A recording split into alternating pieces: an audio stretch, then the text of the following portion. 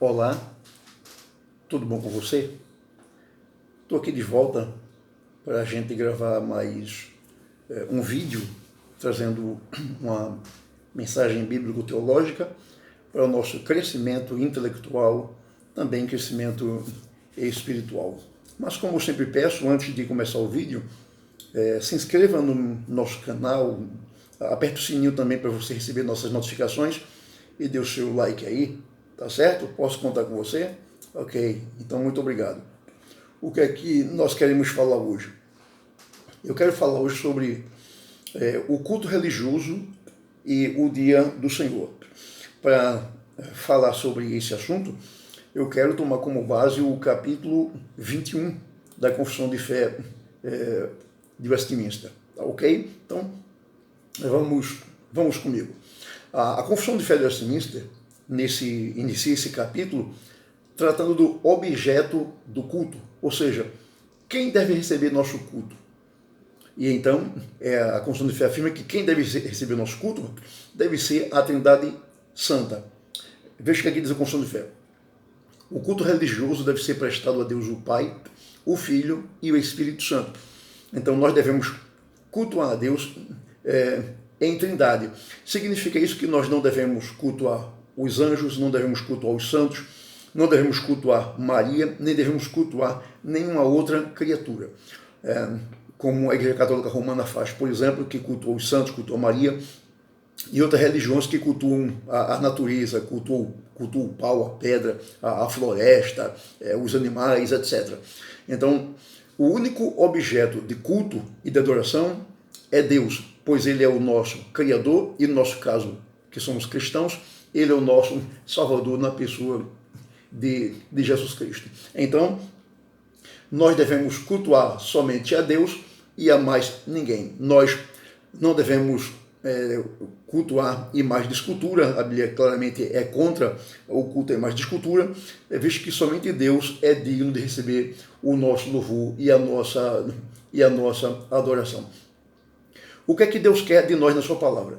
Ele requer de nós, suas criaturas, que o reconheçamos como único Deus Criador e que lhe prestemos adoração. Quando nós adoramos a outros seres, como anjos, santos, Maria e a criação, então nós estamos entendendo que há outros deuses ao lado do único Deus. Quando a Bíblia ensina que só existe um único Deus, esse Deus subsiste numa Trindade, no Pai, no Filho e no Espírito Santo, e é esse Deus o único merecedor do nosso culto e da nossa adoração. Nós devemos temer somente a Deus, amar, louvar, invocar, crer e servir somente a Ele, de todo o nosso coração, de toda a nossa alma, de toda a nossa força. E um detalhe, esse culto que nós oferecemos a Deus, ele tem que ser pela mediação de Jesus Cristo, porque não existe outro mediador entre Deus e os homens, a não ser Jesus Cristo. É muito comum você encontrar católicos romanos, por exemplo, que falam que os santos são mediadores, que Maria também é mediadora, mas a Bíblia é muito enfática em dizer só há um só Deus e também só há um único mediador entre Deus e os homens, que é Jesus Cristo. Então, qualquer bênção que a gente tiver que receber de Deus tem que ser mediante Jesus Cristo, de acordo com sua mediação. A salvação é pela obra de Jesus Cristo. Então, tudo que nós recebemos de Deus é através de Jesus Cristo. Então, a Bíblia não dá margem para santos mediadores, anjos mediadores ou quem quer que seja que se intrometa entre Deus e os homens. Somente Jesus está entre nós e Deus. Então, é somente através dele que o nosso culto é recebido por Deus. Efésios, por exemplo, no capítulo 2, 18, Paulo diz, porque por ele quem? Por Cristo, temos acesso ao Pai em um Espírito. João 14,6, Jesus é enfático ao dizer, eu sou o caminho. Aí ele continua, a verdade e a vida, e ninguém vem ao Pai senão por mim. Então seria inútil a tentativa de alguém se aproximar de Deus sem ser por meio de Jesus Cristo. Então está se iludindo quem quer chegar a Deus, quem quer receber as bênçãos de Deus através dos anjos, dos santos, ou de Maria, ou de quem quer que seja. nós só podemos nos aproximar de Deus, nós só seremos recebidos por Deus no salão do seu trono celestial através da mediação de Jesus Cristo. Então, Deus não aceita um culto onde Cristo não seja o mediador. Ele é o único mediador. A confissão de fé, tratando da maneira como nós devemos prestar culto a Deus, diz assim: o modo aceitável de cultuar o Deus verdadeiro é instituído por ele mesmo, de modo que ele não deve ser cultuado segundo as imaginações e invenções humanas, ou por qualquer outra forma não prescrita na Sagrada Escritura. Ou seja, como é que nós devemos adorar a Deus? Como é que nós devemos cultuar a Deus? De acordo com a Bíblia. É muito comum você encontrar pessoas, inclusive crentes, que dizem assim: cada um adora a Deus da maneira que achar melhor. Ora, Deus nunca nos deixou livres para cultuá-lo da maneira que nós acharmos melhor. Deus nos deu a Bíblia, a sua palavra, ela é o manual de culto. A Bíblia nos diz como Deus quer ser adorado. Então, eu não posso adorar a Deus da maneira que eu achar melhor. Você não deve adorar a Deus da maneira que você achar melhor. Ninguém deve adorar a Deus da maneira que achar mais bonita, mais estética. Nós temos que adorar a Deus de acordo com os padrões da sua palavra, de acordo com aquilo que ele deixou registrado na sua palavra. Então, assim sendo, a palavra de Deus, a Escritura Sagrada, a Bíblia Sagrada, deve regular, governar e dirigir a forma do culto. A Bíblia é o nosso princípio regulador do culto, ou seja, é ela quem determina qual a forma do culto que Deus requer. Então, Deus nunca nos deixou livres para fazermos um culto da maneira que quisermos. Ele prescreveu a forma como ele deve ser adorado. Um detalhe é que, infelizmente, muitos cultos que são feitos por aí são cultos antropocêntricos. São cultos feitos para satisfação dos anseios humanos. São cultos feitos para a glória do homem e não para a glória de Deus. O culto não deve ser para a autossatisfação humana, não deve ser para satisfação do homem, mas o culto deve ser para a satisfação de Deus. Então, o culto é para Deus, o culto não é para o visitante, o culto não é para o avô, não é para a avó, o culto não é para o jovem, o culto não é para o idoso, o culto é para Deus. Então, o único que tem que ficar satisfeito com o culto é Deus. E não o homem, e não o visitante, e não quem quer que seja. É Deus quem tem que ficar satisfeito com o culto. E ele só fica satisfeito com o culto que é feito de acordo com a sua palavra. Mas, infelizmente, muitos cultos são feitos para agradar a pessoa, para agradar o visitante, para agradar os membros da igreja. Em Colossenses capítulo 2, e o verso 23, o apóstolo Paulo diz assim: tais coisas, com efeito, têm aparência de sabedoria, como culto de si mesmo. Né? Nós temos aqui nessa passagem a expressão culto de si mesmo. Em grego, essa expressão é a tradução de uma só palavra, que é a palavra etelotreskeia. Então, a palavra etelotreskeia, que é traduzida aqui por culto de si mesmo, significa culto da própria vontade, culto do próprio desejo, culto da própria satisfação. É o que tem acontecido com muitos cultos. Gente que está fazendo culto para se autossatisfazer. Culto de acordo com o seu interesse e não de acordo com aquilo que a Bíblia Sagrada prescreve, não de acordo com aquilo que a Bíblia diz que nós temos que fazer.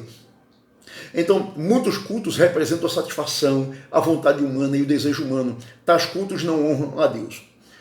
Um elemento importante no culto, de acordo com a confissão de fé, é a oração. A confissão de fé sobre a oração afirma o seguinte: a oração é uma parte especial do culto. Então, como deve ser feita a oração? Uma vez que a oração é um dos elementos do culto, como nós devemos fazer essa oração no culto? A confissão de fé diz que nós devemos fazer essa oração, primeiro, com reverência. A oração tem que ser reverente. Quando fazemos uma oração reverente, significa que nós estamos reconhecendo a majestade, a soberania e o senhorio de Deus. Nós vemos Deus como Deus é e não como objeto a ser manipulado.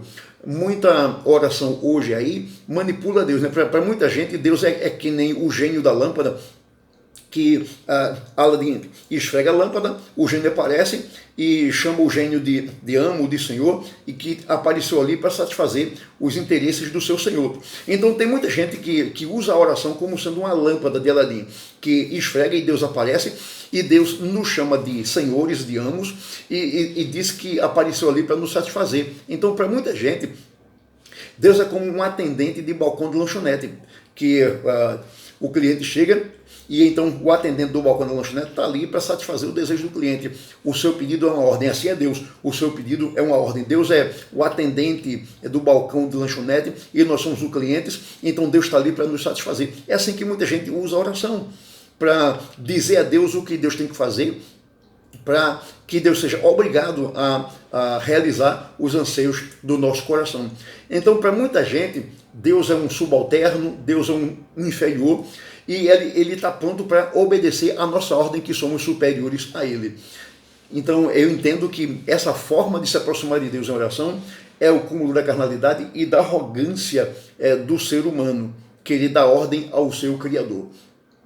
Além de orar com reverência, reconhecendo Deus como Deus, orando com submissão à sua vontade, temos que orar também com fé e perseverança. Ou seja, devemos realmente crer que Deus é poderoso para responder nossas orações, e enquanto a resposta não chega, nós devemos continuar orando. Nós não devemos orar apenas uma única vez, se a resposta não vir, a gente deve parar de orar. Não. A Bíblia ensina a perseverança na oração. Jesus ensina a bater, a buscar e a pedir. Esses verbos bater, buscar e pedir, no texto original grego, estão todos no tempo presente, que indicam uma ação contínua. Então a ideia é continue batendo, continue buscando, continue pedindo, até que você receba aquilo que você está esperando de Deus, desde que aquilo que você está pedindo seja para a glória de Deus. Em terceiro lugar, como nós devemos orar? Devemos orar numa língua conhecida. Como alguém poderá dizer conscientemente amém a oração cujo conteúdo foi completamente estranho? A oração deve ser feita de uma forma que todo mundo compreenda, para que no final todo mundo diga amém. O que é amém? Amém significa assim seja, que o Senhor faça isso. Mas como é que eu posso dizer assim seja, que o Senhor faça isso, se eu não entendi a oração de uma pessoa? Então, digamos eu estou na igreja e o pastor pede para alguém fazer uma oração. E aquela pessoa que vai fazer a oração, ela não é um brasileiro. E ela faz a oração na sua língua, digamos, ela ora em alemão. Então, ninguém ali entende alemão. Certamente que é um crente que orou sinceramente, mas nós ficamos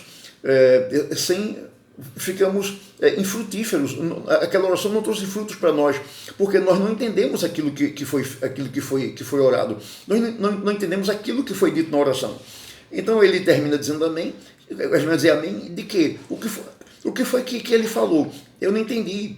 Então a oração tem que ser feita numa língua em que todo mundo entenda. Quando a Confissão de Fé colocou esse ponto aqui, ela fez uma crítica à Igreja Católica, que fazia as suas rezas, as suas orações todas em latim. E então o povo simples não entendia nada disso. A mesma coisa a gente hoje se volta para alguns ramos da igreja pentecostal, e a gente percebe que tem muita gente na igreja pentecostal orando em línguas. Então, qual o valor dessa oração em línguas se ninguém está entendendo? Escuta o que aqui Paulo diz em 1 Coríntios 14, do 14 ao 17.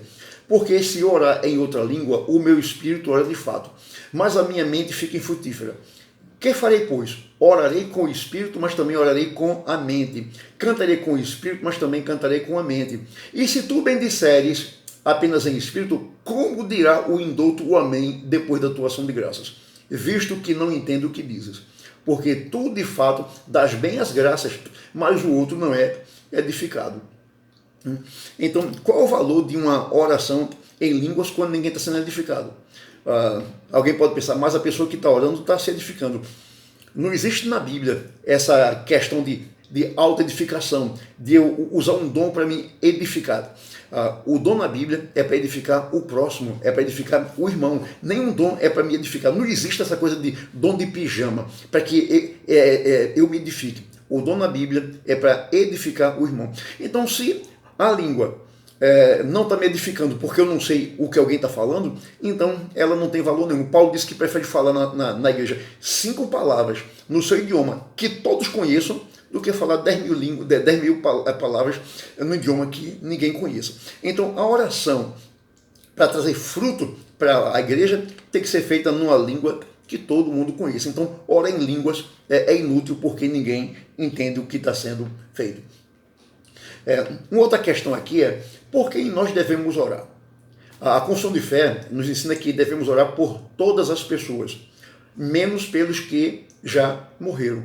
Certamente que isso aqui é uma crítica à postura da Igreja Católica Romana, que faz orações pelos mortos, faz missa de 7º dia, de 30º dia, missa de 1 ano, e sai rezando pelos mortos.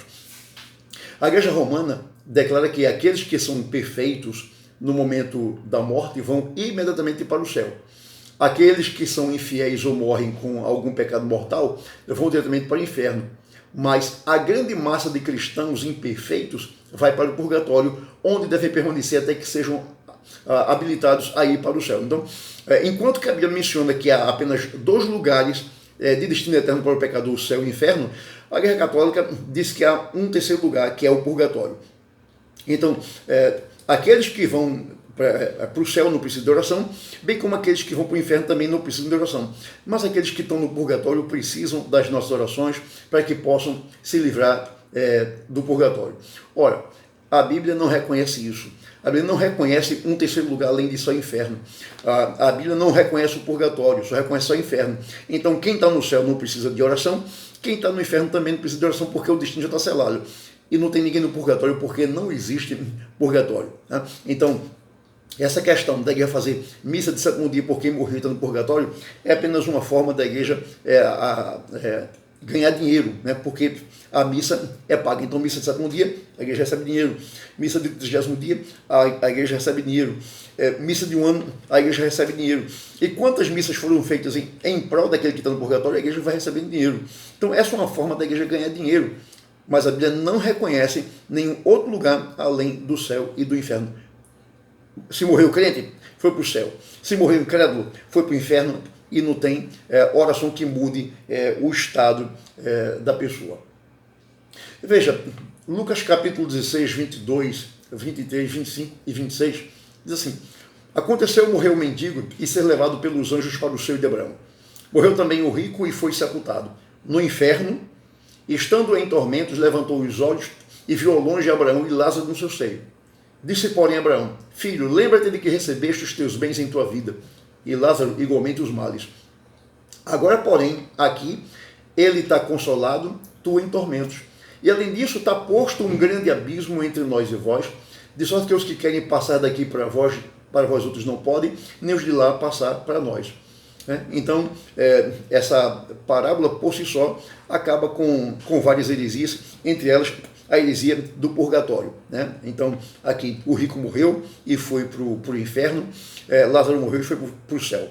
Então, não existe aqui purgatório para que se faça a oração e se ganhe dinheiro. Então, essa é uma forma da Igreja Católica enganar o povo e ganhar dinheiro.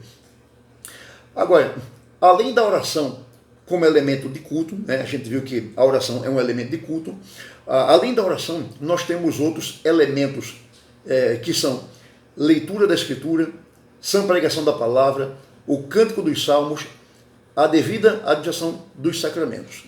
Então, são elementos do culto. Então, nós não podemos fazer um culto sem oração, sem leitura da palavra, sem pregação da palavra e, quando necessário, a prática dos sacramentos do batismo e da ceia. Na palavra lida e apropriadamente pregada, Deus nos fala. Na oração e no cântico de louvores, dirigimos a Deus as santas afeições, os desejos e as ações de graças inspirados em nossos corações pelo Espírito Santo. Nos sacramentos, Deus comunga conosco e entra em pacto com nossas almas, e nós comungamos com Ele e entramos em pacto com Ele. Então, assim um resumo. O culto é um diálogo entre a criatura adoradora e o Deus adorado. E então, quando a criatura canta e ora, está falando com Deus. Quando há a pregação da palavra, o que acontece? Deus está falando conosco, com a criatura adoradora. O que for além desses elementos. Então, repito, quais são os elementos de culto? Oração, leitura da Bíblia, pregação da Bíblia, cânticos de hinos sagrados e, quando for preciso, os sacramentos do batismo e da ceia. Aí, o que for além desses elementos de culto é invenção da imaginação humana ou até sugestão de Satanás para corromper a pureza do culto. O que é que a gente vê muito culto aí? Gente fazendo trenzinho, gente plantando bananeira, subindo em pau de sebo, gente rolando pelo chão, gente latindo que nem cachorro, miando que nem gato, imitando o leão, carregando o manto na cabeça, se arrastando pelo chão que nem cobra. Isso é culto pagão, isso não é culto cristão, isso não é culto bíblico, isso vai além daquilo que Deus estabeleceu na sua palavra. Agora, após falar do culto e seus elementos, a confissão de fé agora se volta a falar sobre o dia do Senhor, como um dia de culto. Sobre esse assunto, a confissão de fé diz assim: Deus particularmente designou um dia em 7 para ser um sábado que lhe seja santificado. Então, Deus criou a semana com 7 dias. Então, 7 dias, 6 dias ele doou ao homem para que neles o homem pudesse trabalhar, estudar, se divertir, etc. E Deus requer que um desses dias seja santificado e dedicado a Ele, abstendo-se de obras, palavras, pensamentos acerca de seus empreendimentos e recreações seculares, para servir em todo o tempo nos serviços públicos e particulares do seu culto, bem como dos deveres de necessidade e misericórdia. Então, aqui nós temos, Deus diz, você tem 6 dias para fazer toda a sua obra, trabalhar, estudar, jogar futebol, ir para a praia, fazer o que você quiser. Porém, um dia deve ser dedicado a mim. Né? Então você tem 6 dias e um dia tem que ser dedicado para o meu culto. Que dia devemos guardar como o dia do Senhor? Como o dia do nosso descanso, bem como dia de culto, de reflexão espiritual. No Antigo Testamento, esse dia é chamado de sábado, né? Que é o último dia da semana, que era um memorial da criação e da libertação do cativeiro egípcio. Então, o sábado do 7º dia no Antigo Testamento era o sábado judaico, né? Um sábado dado ao povo judeu. No Novo Testamento, esse dia foi substituído pelo primeiro dia da semana. Então, a gente, quando lê o Novo Testamento, a gente vê que no Novo Testamento os cristãos continuam guardando um sábado, ou seja, guardando um dia para repouso, um dia para reflexão espiritual. E esse dia não é mais o 7º. A gente vê os apóstolos agora observando o primeiro dia da semana como memorial da ressurreição de Jesus. Então, nós temos agora o sábado cristão. Nós não vivemos mais para o sábado judaico, o sábado do 7º dia. Vivemos agora para o sábado cristão, o sábado do primeiro dia da semana. O Novo Testamento grego chama o primeiro dia da semana de sábado, por ocasião da ressurreição de Jesus. Né? Mateus 28, por exemplo, fala em Mion Sabaton, que em português é traduzido como primeiro dia da semana. Né? E então no grego é Mian Sabaton. Então o primeiro dia de semana em grego é chamado de sábado. E então, na história da igreja, alguém chamou o domingo de sábado cristão, que é o nosso dia de repouso, quando nós nos abstemos de nossas atividades normais da semana para nos dedicarmos a uma atividade especial e espiritual, que é o culto de Deus nesse dia, o dia do Senhor. Então, o domingo, em homenagem à ressurreição de Jesus, foi guardado pelos cristãos desde o Novo Testamento e ao longo de toda a história da igreja como o dia do Senhor. E então, esse dia terá que continuar até o fim do mundo como o sábado cristão. Então, meu irmão, você tem 6 dias para fazer o que você quiser, estudar, trabalhar, ir para a praia, andar de bicicleta, mas o domingo é o dia do Senhor, é um dia que você deve deixar de lado essas atividades que você faz durante a semana e você deve dedicar esse dia ao Senhor, indo à igreja manhã e noite, com sua família, para cultuar a Deus, para adorá-lo. E entre o espaço do culto da manhã e o culto da noite, você pode se reunir com a família, fazer culto com a família, oração com a família, ou fazer alguma outra atividade espiritual. Mas você não pode usar esse dia para fazer o que você quiser, a não ser cultuar a Deus. Alguém contou a ilustração de que o mendigo estava pedindo esmola e uma pessoa passou e o mendigo pediu esmola àquela pessoa. E então aquele rapaz puxou do bolso 7 notas de R$1. Não sei se você se lembra que no passado havia cédula de R$1, uma cédula verdinha. E então aquele rapaz puxou várias cédulas de R$1 do bolso e ele contou e tinha 7. Então ele tirou uma cédula, guardou no bolso e deu 6 para o mendigo.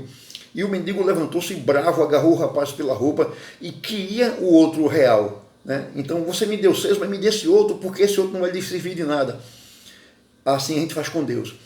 Tem 7 dias na semana. Deus diz, 6, você trabalha, estuda, se diverte, faz o que você quiser. 6, mais 1, você deve dedicar a mim, você deve ir à igreja, cultuar o meu nome de manhã e de noite e também durante o dia.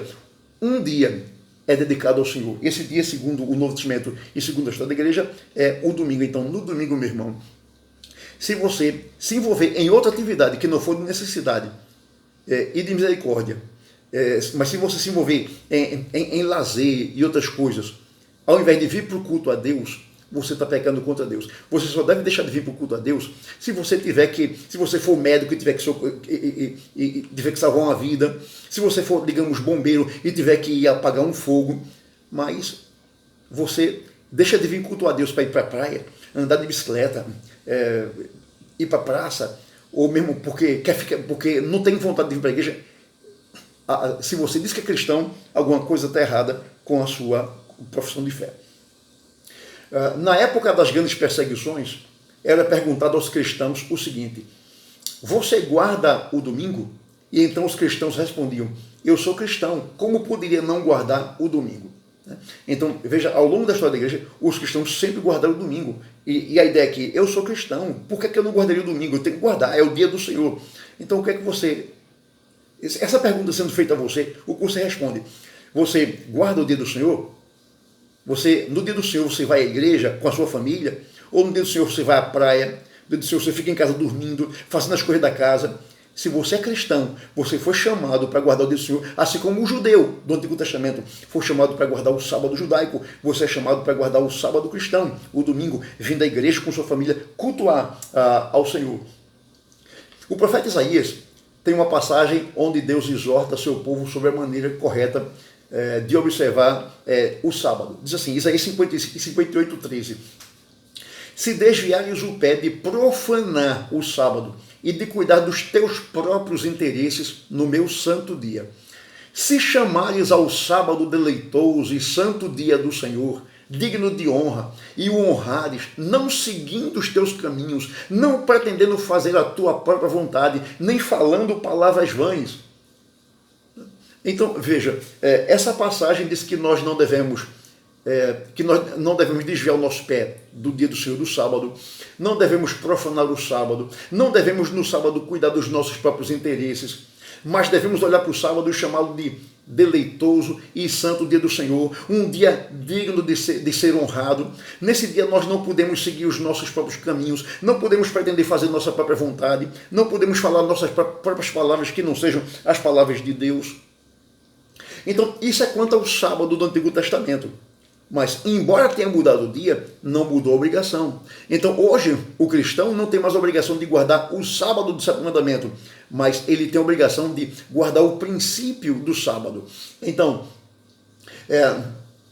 como é que fica esse texto para os nossos dias? Esse texto de Isaías 58:13. Fica assim: se desviares o teu pé de profanar o domingo e de cuidar dos teus próprios interesses no meu santo dia, se chamares ao domingo deleitoso e santo dia do Senhor, digno de honra, e o honrares, não seguindo os teus caminhos, não pretendendo fazer a tua própria vontade, nem falando palavras vãs.